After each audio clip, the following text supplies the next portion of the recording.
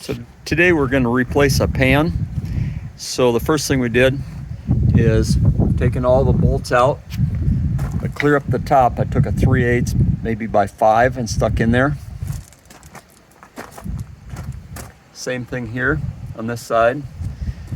Now I've got this jack underneath there. So once we let this down, that window frame is going to swing out of the way. So the next thing you need to do is take them bolts out so you can remove these plastics out of there on both sides. If you don't take them out, you will not get that pan in there. So the next thing I did is put a couple ratchet jacks on there, straps I should say, and I ratcheted that auger up as high as I could get it.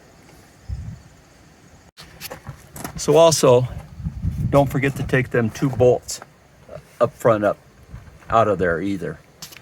And then I'm also going to do is get underneath with channel locks, and I'm going to rotate that belt around so it doesn't catch that splice.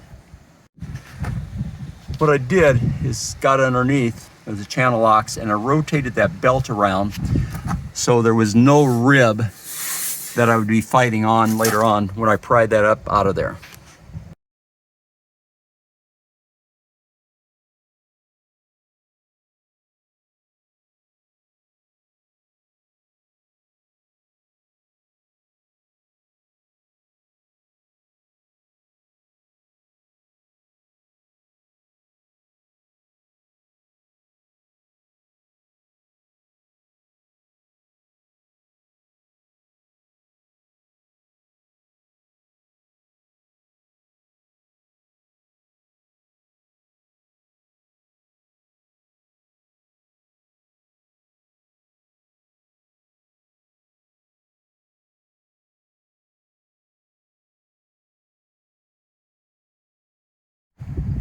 So we got the old pan out, went really good. So this time we got the new pan slid in, but here I got it underneath those angle irons. It seems like when you take the old one out, that metal had gotten stretched, and I've always got to have it on top of it. So, and we cleaned everything out. I wanted everything, all that straw and everything out from underneath it. So when this new one goes in, it lays down flat. So we got our pan back in, and we're going to put them front carriage bolts in. Make sure in that front edge that the pan is not resting. There's a carriage bolt down there just like this one, that pan is not resting on top of that when you tighten that down, or you'll go ahead and eventually it will crack. So I just shoved it over and then pan did drop down. So we got our pan in, and we swung our window frame back up in there, and you can see how I got this handyman jack holding it up. So now the next thing is to go ahead and put our bolts back in. One thing you want to do is make sure that these line up good. Those nuts are welded in and you can't get in there. So I'll go ahead and just start everything by hand that I know everything is going good. So it just about took us an hour from start to finish. Kind of see how we got everything back in there. Fits flush, looks great. So we got everything in. Everything went great, looks great.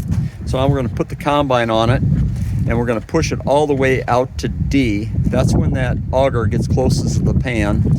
And I want about 1/4 of an inch or more underneath that flighting that pan. And if it's not, then I will go over here, loosen these 2 bolts up, and raise that auger up some. So after the pan is installed, what you really want to do, and this is a critical deal, have it back on the combine, have somebody out front, and then tip it out to D, because that auger can start hitting that pan before they get it to D.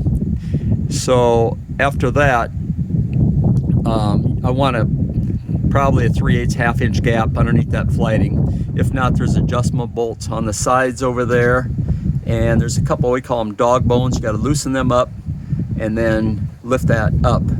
So this is kind of an example here, and we replace this one because that auger you know, when you push at the D at one time, it started rubbing the pan, and you can kind of see where it was scraping here. And then over here, eventually just wore itself through. So that's an important step. You might put a new pan in, but you could ruin it right away. And you got to do that on the combine, that adjustment.